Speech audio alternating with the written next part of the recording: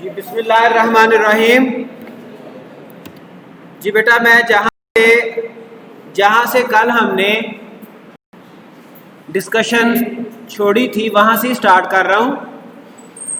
हमने कल के दिन में सीएसएस की टाइप्स देखी और उनकी प्रायोरिटी को देखा, उनका इम्पैक्ट देखा और सीएसएस में सिलेक्टर स्टाइल कैसे किया जाता है वो हमने प्रैक्टिकली देखा। और आपको मैंने कहा था सिलेक्टर वो वाला आइटम होता है, वो कंटेंट होता है जिसको हमने स्टाइल करना होता है। टैग और टैग्स का तो आपको आइडिया है। आज हम क्लास और आईडी की बात करेंगे, उसके बाद फिर हम आगे चलेंगे। ऐसा करते हैं कि फाइल नहीं बना लेते हैं ताकि ये वाला कोड भी रहे। वो फिर कुछ चीज़ें जो रिडंडेंट होंगी वो रिमूव करना पड़ेंगी। कल को फिर उसको ट्रैक करना भी मुश्किल होगा कि हमने पहले लेक्चर में कोड क्या किया था। तो नई फाइल बना लेते हैं, कोई इशू नहीं है। क्या ख्याल है?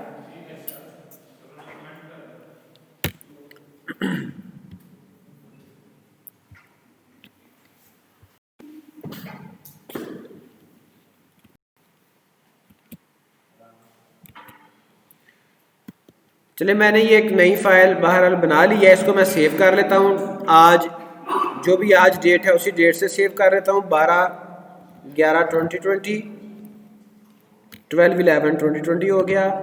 और इसमें हम इंटरनल स्टाइल शीट बना लेते हैं, कोई इशू नहीं है। तो यहाँ पे कोई मैं पैराग्राफ ऐड कर लूँ ताकि मैं क्लास और आईडीज का कॉन्सेप्ट आपको क्लैरिफाई कर सकूँ। मैंने ये पैराग्राफ टैग ऐड किया और इसमें कोई टेक्स्ट ऐड कर रहा हूँ, बल्कि ये प्रीवियस जो टेक्स्ट लिखा था इसी को हम यूज कर लेते हैं।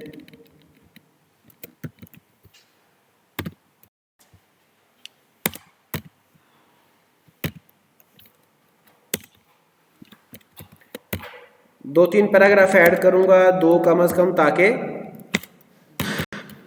अंडरस्टैंडिंग बन जाए।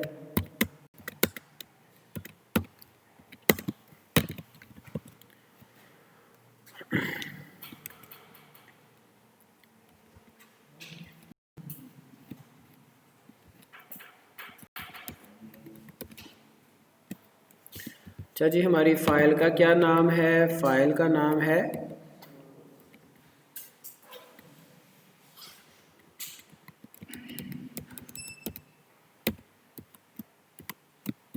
ट्वेल्व 11/2020। ठीक है जी। अब ये तीन पैराग्राफ मैंने लगा दिए। अगर मैं पैराग्राफ टैग को स्टाइल करता हूँ, अगर मैं इंटरनल स्टाइल शीट से या एक्सटर्नल स्टाइल शीट से पैराग्राफ टैग को स्टाइल करूँगा तो वो तमाम पैराग्राफ के ऊपर स्टाइलिंग अप्लाई हो जाएगी। मैंने सिलेक्टर चूज किया, पी टैग, बल्कि सॉरी स्टाइल का टैग पहले लगाए। स्टाइल टैग हमारा क्लोज हो गया। पी टैग मैंने एज अ सिलेक्टर चूज कर लिया, इसको मैं स्टाइल कर देता हूँ।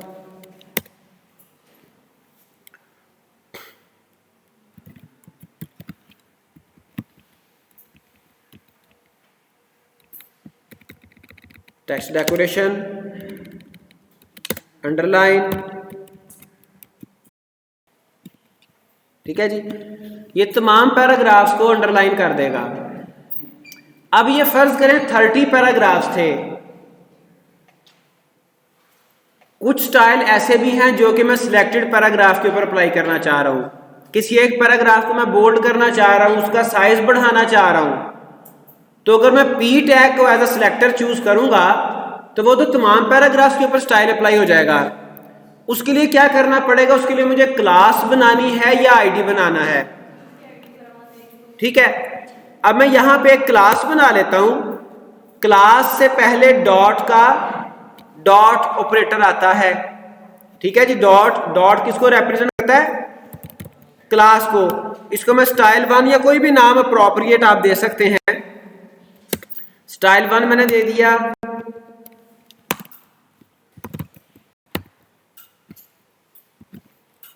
ये मैंने इसका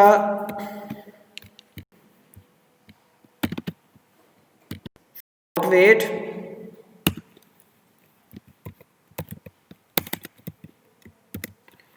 मैंने दे दिया, फॉन्ट वेट बोल्ड कर दिया इसे, और इसके अलावा फॉन्ट साइज में इसका इंक्रीज कर देता हूँ, फॉन्ट साइज कर देता हूँ 30 px। और ये मैंने क्लास एक बनाई है स्टाइल 1 के नाम से। अब जिस पैराग्राफ पे ये क्लास में असाइन करूंगा सिर्फ उसी पैराग्राफ पे ये स्टाइल अप्लाई होगा।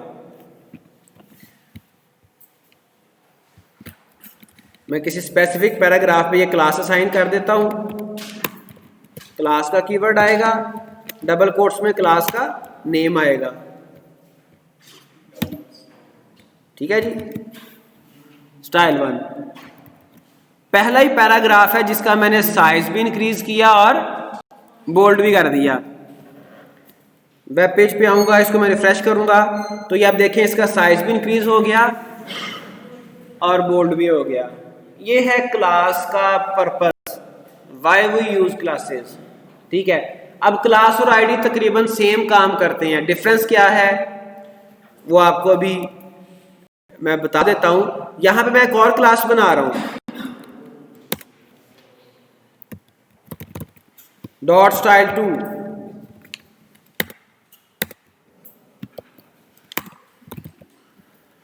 इसमें मैं क्या करता हूं जी, फॉन्ट स्टाइल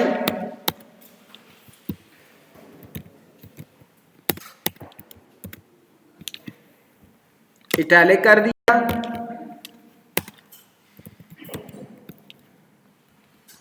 टेक्स्ट डेकोरेशन पहले थी, ये पहले यूज किया, चलो कोई और यूज कर लेते हैं। टेक्स्ट हाइट कर लें,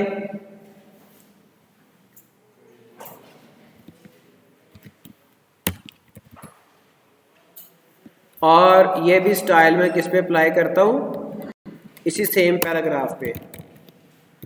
कौन कौन से दो मैंने इधर प्रॉपर्टीज यूज की, फॉन्ट स्टाइल इटैलिक और इसकी टेक्स्ट की हाइट। वेब पेज पे आया, इसको रिफ्रेश करता हूं।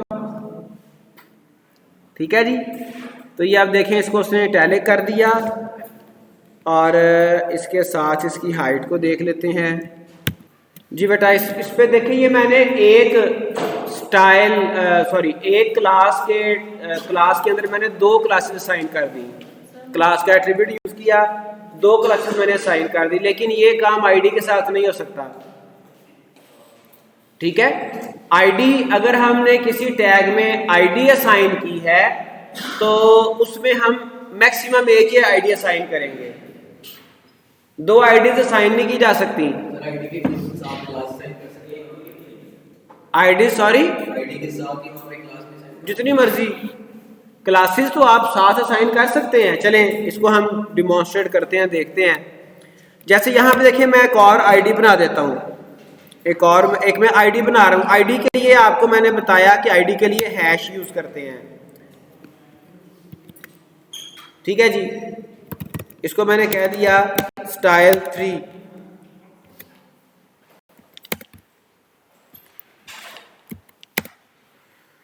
और text transform upper case property उसमें मैंने यूज कर ली, टेक्स्ट ट्रांसफॉर्म कर दिया। टेक्स्ट ट्रांसफॉर्म क्या करता है, टेक्स्ट को अपर केस में लोअर केस में कैपिटलाइज कर देता है। तो अब ये जो है इससे पहले चूंकि हैश लगा हुआ है स्टाइल 3 से, it means what it is ID. ठीक है, तो इसके लिए मुझे क्या करना पड़ेगा, चलिए इसी पैराग्राफ में जैसे जो आपका क्वेश्चन उसी के अकॉर्डिंग हम इसको डील कर लेते हैं। आईडी कौन सी इसमें साइन करना चाह रहा हूं मैं, आईडी इसमें साइन करना चाह रहा हूं स्टाइल 3। ठीक है जी, तो अब इसी पैराग्राफ का जो टेक्स्ट है वो अपर केस में कन्वर्ट भी हो जाएगा, ट्रांसफॉर्म हो जाएगा। ठीक है, अच्छा अब अगर मैं नई एक और आईडी बनाता हूं, एक नई आईडी बनाता हूं और उस आईडी में कोई स्टाइल मैं कर देता हूं और वो आईडी में सेम पैराग्राफ जो टैग है जहां पर मैंने पहले स्टाइल 3 आईडी असाइन की थी तो वो नई आईडी वहां पे मैं साइन नहीं कर पाऊंगा। जी ये देखिए मैं एक नया स्टाइल बना रहा हूं, स्टाइल 4।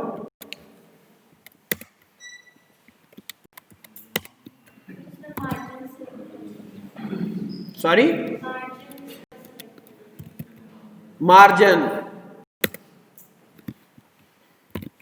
मार्जिन बेटा क्या करता है, लेफ्ट राइट टॉप बॉटम क्या करेगा, वो स्पेस एम्प्टी स्पेस दे देगा। ठीक है, तो ये मैंने मार्जिन अप्लाई किया 20 पिक्सल स्टाइल 4 में। और अगर मैं ये आईडी चाहूं कि यहां पे असाइन करूं तो नहीं होगा, स्टाइल 4। इसको हम दो तरह से देख सकते हैं, दो तरह से समझ सकते हैं। ये देखें, मैंने जब इसको सारे स्टाइल्स यहां से फिनिश कर दिए, ठीक है, अब यहां पे मैं जब इसको रिफ्रेश करता हूं तो वो मुझे स्टाइल यहां पे प्रोवाइड कर रहा है, लिस्ट दे रहा है। ठीक है, मैं इनमें से कोई भी स्टाइल चूज कर सकता हूं। ठीक है, इधर वापस आइएगा, क्लास से बात ज्यादा समझ आएगी। यहां पर जब मैंने स्टाइल 1 इसको प्रोवाइड कर दिया, स्पेस के बाद स्पेस जब मैंने प्रेस किया तो वो ऑटोमेटिकली मुझे क्लासेस की लिस्ट दे रहा है कि मैं एक और क्लास भी चूज कर सकता हूं। ठीक है, पहले स्टाइल 1 था, स्टाइल 2 भी मैंने चूज कर लिया, फिर मैं स्पेस देता हूं, फिर वो मुझे लिस्ट देगा। अब कोई और क्लास ऐसी है ही नहीं, स्टाइल 1 स्टाइल 2 दोनों मैंने यहाँ पे अप्लाई कर दी क्लासेस। लेकिन इधर आईडी की तरफ आए, जब मैं यहाँ पे स्पेस प्रेस करता हूं तो वो मुझे कोई ऑप्शन नहीं दे रहा। अगर मैं एक्सप्लिसिटली खुद से यहाँ पर स्टाइल 3 लिख भी देता हूं तब भी बात नहीं बनेगी, क्योंकि अलाउ ही नहीं करता CSS। बात समझ आई? तो ये बेटा इसमें डिफरेंस है, किसमें, आईडी में और क्लास में, कि क्लासेस आप एक ही टैग में एक से ज्यादा क्लासेस असाइन कर सकते हैं, जबकि आईडी एक टैग में एक ही असाइन होगा। बात समझ आई है कि नहीं आई? अब एक आईडी को मैं यहां पे सिर्फ अंडरस्टैंडिंग के लिए स्टाइल 4 ऊपर असाइन कर दिया, स्टाइल 3 यहां पे असाइन कर दिया। तो हम रिफ्रेश करें तो आप देख सकते हैं कि ट्रांसफॉर्म उसने इसको कर दिया और डिफरेंट क्लासेस और आईडीज हमने इसमें पैराग्राफ में अप्लाई कर दिए। अब अगर कोई इसके बारे में आपका क्वेश्चन है तो आप पूछ लें, अदरवाइज हम आगे चलते हैं। जो आपका क्वेश्चन है टॉप वाला जो पैराग्राफ है उसको अगर आप देखें तो उस पे मार्जिन अप्लाई हो गया है, लेकिन चूंकि वो 20 पिक्सल थोड़ा सा इतना ज्यादा नहीं है, मैं उसकी वैल्यू जरा इंक्रीज करता हूँ। जो आपने बात पूछी है उसका आपको मैं बता चुका हूँ कि मार्जिन हम कलेक्टिव भी अप्लाई कर सकते हैं और सेपरेट भी अप्लाई कर सकते हैं। सेपरेट भी करके मैं आपको दिखा देता हूँ। और ये सिर्फ मार्जिन के साथ नहीं है, बॉर्डर भी, मार्जिन भी, पैडिंग भी, इसके अलावा भी ऑप्शंस हैं।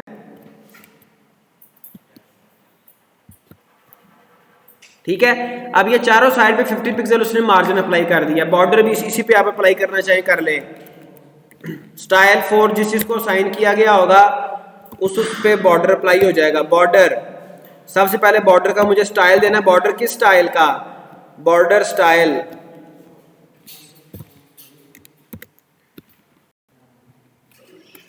डबल। ठीक है जी, उसके बाद बॉर्डर,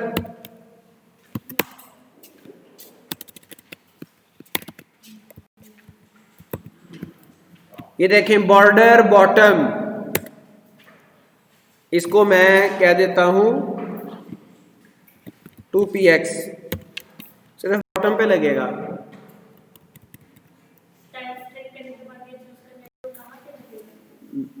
जी बिल्कुल, जो आपने क्वेश्चन किया ना कि सर वो चारों साइड पे या सिंगल साइड पे, तो वो ऑप्शन है हमारे पास। चाहे हम चारों साइड पे अगर अप्लाई करना है तो आप सिंगल मार्जिन की ऑप्शन आप यूज कर लें। ठीक है, सिंगल बॉर्डर की ऑप्शन यूज कर लें।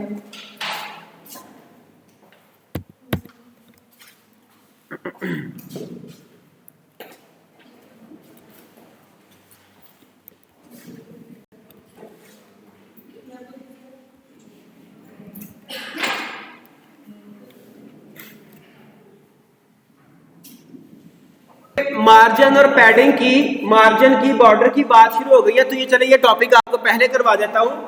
ये देखिए हमारे जितने भी HTML में जितने भी कंटेंट हम लगाते हैं, जो भी, चाहे वो टेक्स्ट की फॉर्म में है, चाहे वो इमेज की फॉर्म में है, चाहे किसी भी फॉर्म में कोई भी कंटेंट हम प्लेस करते हैं, तो हम हर कंटेंट का बॉर्डर लगा सकते हैं, हर कंटेंट का बॉर्डर लगाया जा सकता है। और बॉर्डर के साथ दो इंपॉर्टेंट कॉन्सेप्ट उसके और भी हैं, एक है पैडिंग और एक है मार्जिन।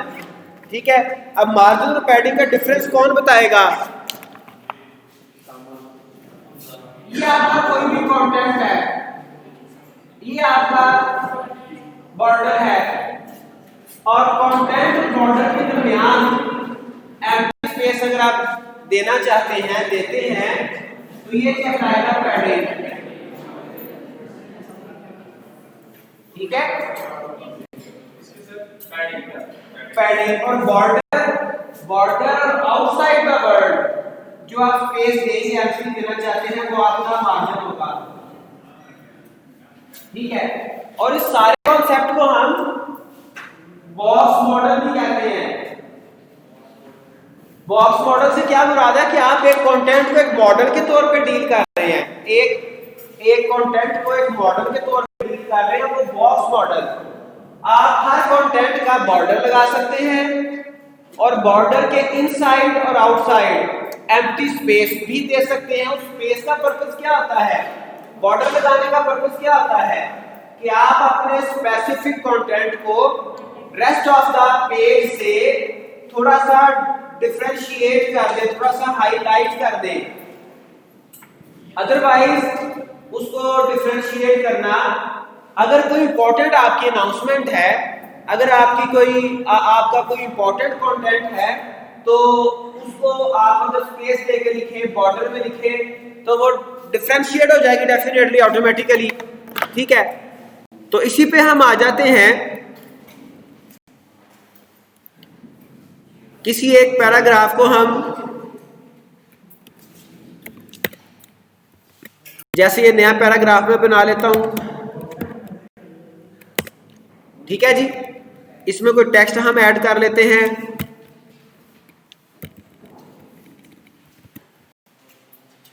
अब स्टेप बाय स्टेप हम इस पे बॉर्डर्स, मार्जिन, पैडिंग अप्लाई करके चेक करते हैं।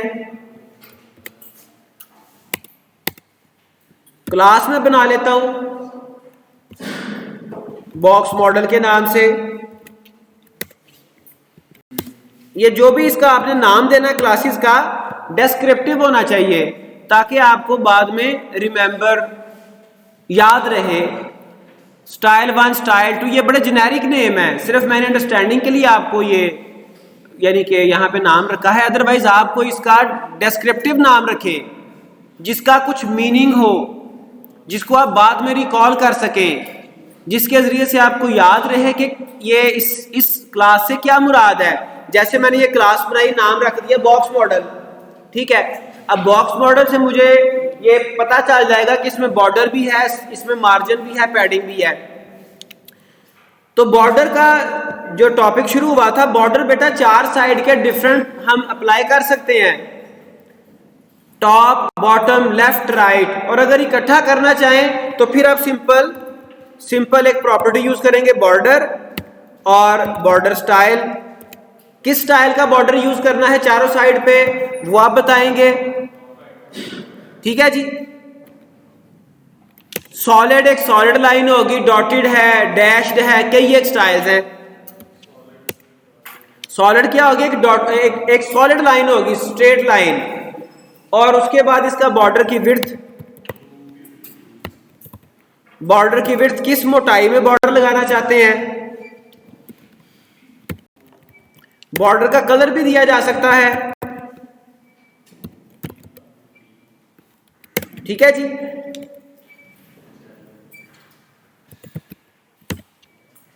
जब आप इसको सेव करते हैं और क्लास आपने जिस पैराग्राफ के ऊपर ये बॉक्स मॉडल अप्लाई कर रहे हैं उसको क्लास असाइन नहीं की, जब आप ये क्लास उस स्पेसिफिक पैराग्राफ पे स्पेसिफिक पैराग्राफ को असाइन कर देंगे तो ये स्टाइलिंग अप्लाई हो जाएगी।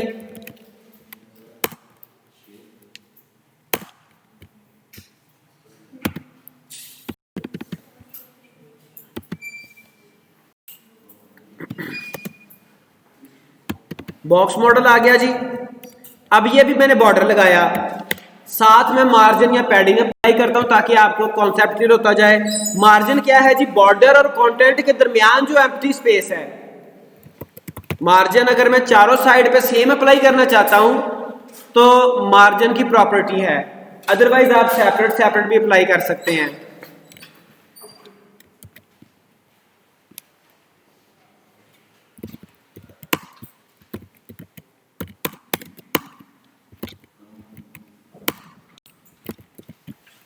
एक ये भी मेथड है, मैंने 4 वैल्यूज दे दी।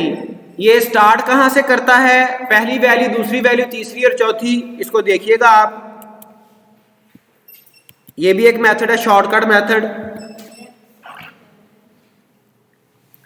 लेफ्ट से स्टार्ट कर रहा है, लेफ्ट से कर रहा है,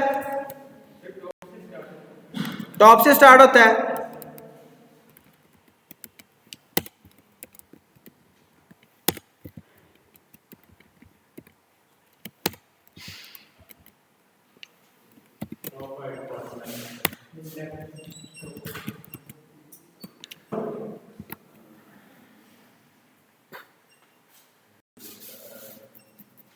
ठीक है जी, top, right, bottom, left.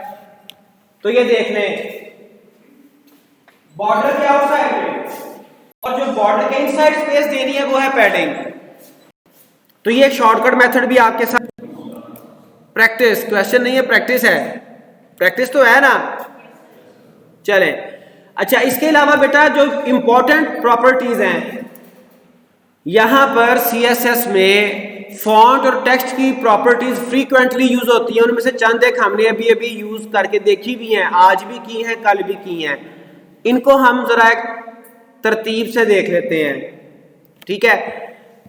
Even यहाँ पे अगर आप यूज कर रहे हैं ड्रीम वीवर, तो इसमें आपको बेनिफिट ये हो जाता है प्रोजेक्ट में, अगर आप ये यूज करें तो आप प्रॉपर्टी को एक्सप्लोर करना आपके लिए आसान रहेगा, आपको हेल्प आउट हो जाता है। अगर आप इसके अलावा कोई और एडिटर यूज करते हैं तो उसमें भी समटाइम सजेशंस आती हैं। तो जो भी आप एडिटर यूज करें, देख लें उसके क्या क्या फीचर्स हैं, क्या क्या आपको बेनिफिट उससे मिल सकते हैं।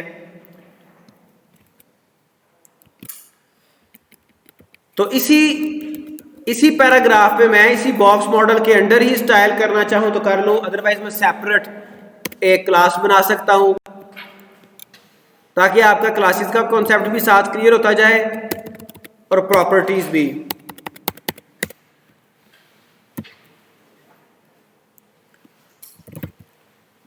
क्लास का नाम मैंने दे दिया फॉन्ट, ठीक है जी। अब आप सिर्फ फॉन्ट लिखेंगे तो आपको सारी प्रॉपर्टीज की लिस्ट दे देगा। सबसे ऊपर जो फॉन्ट आ रहा है ये शॉर्टकट मेथड है, ठीक है। हम इसको डिटेल से देखते हैं। फॉन्ट फैमिली, फॉन्ट फैमिली क्या है? हमारे पास जो डिफरेंट टाइप के फॉन्ट्स हैं, लिखने का जो स्टाइल होता है वो फॉन्ट फैमिली, जिस तरह से आप माइक्रोसॉफ्ट वर्ड पे फॉन्ट यूज करते हैं, टाइम्स न्यू रोमन, ठीक है। उसके अलावा बेशुमार एरियल है, वेरांडा है, कई एक फॉन्ट के स्टाइल हैं, और कैलिबरी है। फॉन्ट में इंपॉर्टेंट बात यह है कि आप एक से ज्यादा फॉन्ट दे सकते हैं, ठीक है। और क्या होगा कि अगर कोई पहला फॉन्ट अवेलेबल नहीं है तो वो दूसरे पे जाएगा। सबसे पहला जो फॉन्ट होगा वो टॉप प्रायोरिटी का होगा। सबसे पहले जो जिस भी जगह पे, जिस भी सिस्टम में, जिस भी ब्राउजर पे आपकी वेबसाइट चल रही है, उस सिस्टम में वो फॉन्ट चेक करेगा। अगर पहले वाला मिलेगा तो वो अप्लाई करेगा, अदरवाइज दूसरा, अदरवाइज तीसरा, ठीक है। अब हम कोई ऐसा फॉन्ट लिखते हैं जो मेरे सिस्टम पे ना हो। पहले हम ये देख लें कि इस पे बाय डिफॉल्ट ये कौन सा है।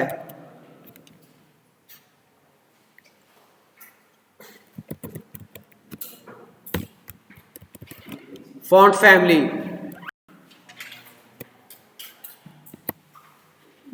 अच्छा, इस क्लास को मैंने अभी असाइन नहीं किया, इसी में पैराग्राफ पे इसको ये क्लास भी असाइन करता हूं, फॉन्ट। ठीक है, ई की जगह स्पेलिंग देखो,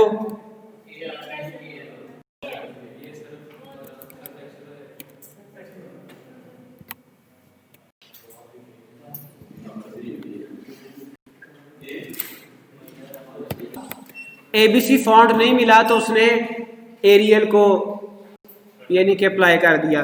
तो फॉन्ट में ये होता है कि हम फॉन्ट की लिस्ट भी दे सकते हैं, सबसे पहले किसको प्रेफर करेगा, उसके बाद किसको। और इसमें एक और स्टाइल भी चलता है कि वो जेनेरिक फॉन्ट की तरफ लेके चलता है। हमारे पास फॉन्ट की दो मेजर टाइप्स हैं, एक सेरिफ है, एक सैंस सेरिफ है। क्या डिफरेंस है दोनों में? किसी भी फॉन्ट का स्पेसिफिक नाम लिखना चाहें तो वो मैंने आपको रूल बता दिया है कि पहले आप फॉन्ट का नाम लिखेंगे, ठीक है, जो प्रायोरिटी पे है, उसके बाद कॉमा के बाद जितने भी फॉन्ट लिखेंगे वो उसी सीरीज में, उसी सीरियल में प्रायोरिटी उनकी सेट करता जाएगा। टॉप प्रायोरिटी पे पहला होगा वो मिलेगा तो अप्लाई कर देगा, अगर पहला नहीं मिला फिर दूसरा, फिर दूसरा नहीं मिला फिर तीसरा, जो मिलेगा पहली टॉप प्रायोरिटी में से वो अप्लाई कर दिया जाएगा। Font family. अब उसके अलावा फॉन्ट के रिलेटेड कौन कौन से इसकी प्रॉपर्टीज हैं, मैं इसी सीक्वेंस के साथ देखता हुआ आ गया। फॉन्ट साइज, ठीक है जी, साइज हम अप्लाई करते हैं px यूनिट के साथ, और px के अलावा एक और यूनिट है em यूनिट। px पिक्सेल्स,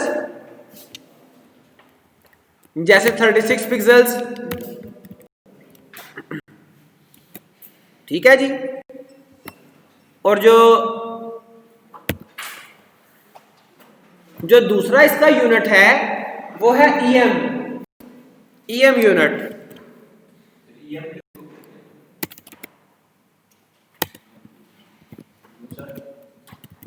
बता देता हूं, पहले मुझे लिख लेने दे। em क्या होता है? em जो ब्राउजर का डिफॉल्ट फॉन्ट साइज है उसके रिलेशन में साइज बताता है। आमतौर पे ब्राउजर का डिफॉल्ट जो साइज है वो 16 होता है साइज इसका, 16 जो हमारे माइक्रोसॉफ्ट वर्ड पे भी साइज करते हैं। तो मैंने लिखा 3em, बीएस ने 48 कर दिया, इस वक्त ये 48 साइज है, ठीक है। और अगर मैं लिखता हूं 1.5 तो ये कितना हो जाएगा? 16 प्लस 8 24, ठीक है। तो em यूनिट भी यूज किया जाता है।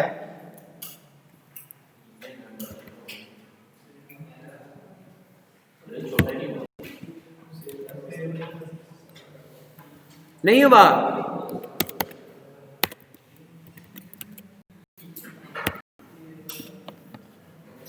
अब हो गया, चलें। अच्छा, उसके बाद next property font stretch. Font stretch क्या करता है? इसमें भी हम वैल्यू दे सकते हैं।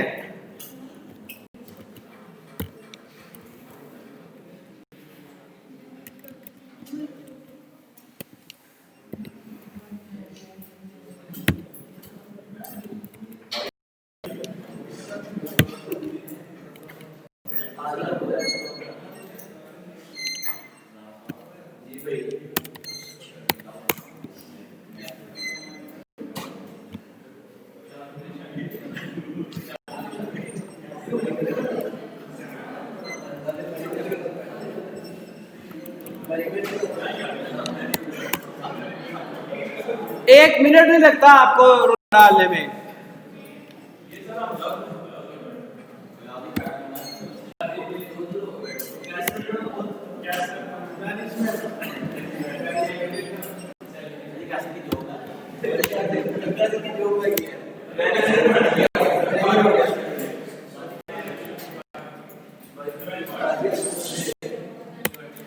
फॉन्ट टेक्स्ट क्या करता है, फॉन्ट को फैला देता है, फॉन्ट को फैलाता है।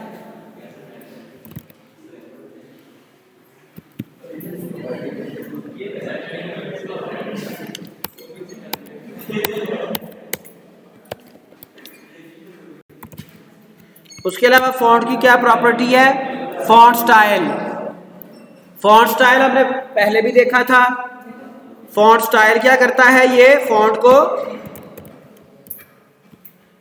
इटैलिक कर देता है। तो वो आपको आइडिया है वो क्या साइंस है, थोड़ा सा उसको तिरछा कर देगा।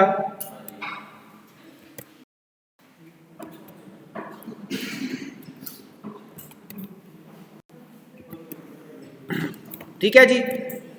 उसके अलावा font variant, font weight bold कर देता है, बोल्ड कर देगा। ठीक है जी, मोटा कर देगा फॉन्ट को। उसके अलावा क्या है जी, अच्छा फॉन्ट की तकरीबन हो गई जो इंपॉर्टेंट प्रॉपर्टीज थी। उसके अलावा आ जाती है टेक्स्ट के साथ, टेक्स्ट कीवर्ड के साथ स्टार्ट होंगी। टेक्स्ट के साथ टेक्स्ट अलाइन, अलाइनमेंट आपको पता है, सेंटर, लेफ्ट, राइट, जस्टिफाई। ठीक है जी। जस्टिफाई क्या होता है, जस्टिफाई आमतौर पे राइट साइड से भी उसको एक सीक्वेंस में ले आता है। इनहेरिट का मीनिंग क्या होता है, इनहेरिट का मीनिंग होता है विरासत। अगर प्रीवियसली जो भी अगर प्रीवियसली प्रॉपर्टी यूज की गई है, आपको पता है और आपको याद नहीं है कि उसके ऊपर आपने क्या वैल्यू दी थी, आप इनहेरिट कर देते हैं, तो इट मीन्स कि वही वैल्यू जो लास्ट टाइम यूज की गई थी, हाँ जी, पुरानी वाली वैल्यू। ठीक है। टेक्स्ट डेकोरेशन, डेकोरेशन भी हमने देख ली थी, अंडरलाइन, ओवरलाइन, लाइन थ्रो वगैरह। टेक्स्ट डेकोरेशन नन करेंगे, कोई डेकोरेशन अप्लाई नहीं होगी। उसके अलावा क्या है जी, टेक्स्ट हाइट अप्लाई नहीं हो रही थी। टेक्स्ट इंडेंट आपका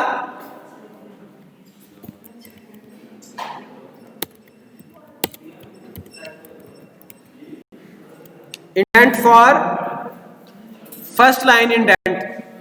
आमतौर पे आपको पता है पैराग्राफ में पहली लाइन में थोड़ी स्पेस दी जाती है, तो फर्स्ट लाइन इंडेंट के लिए आप इंडेंट की प्रॉपर्टी यूज करते हैं।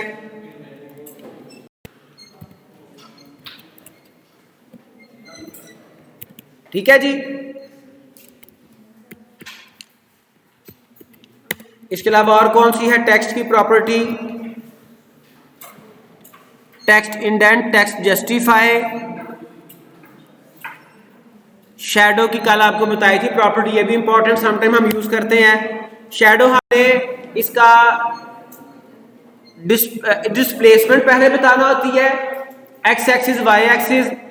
उसके बाद इसका शैडो अगर आप लगाना चाहते हैं, उसको ब्लर करना चाहते हैं, और फिर आप कलर उसका बता देते हैं। एक्स एक्सिस, वाई एक्सिस, कितना उसको डिस्प्लेस कितना करना है।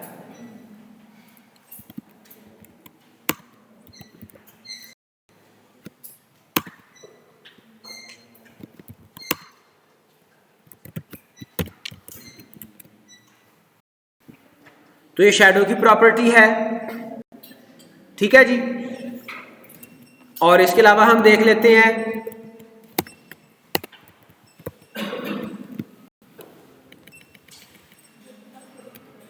ट्रांसफॉर्म की प्रॉपर्टी है। ट्रांसफॉर्म क्या करता है, टेक्स्ट को अपर केस में, लोअर केस में, इनिट कैप, कैपिटलाइज। ठीक है जी। तो ये कुछ इंपॉर्टेंट टेक्स्ट और फॉन्ट्स की प्रॉपर्टीज हैं, ये अक्सर औकात हम यूज करते हैं।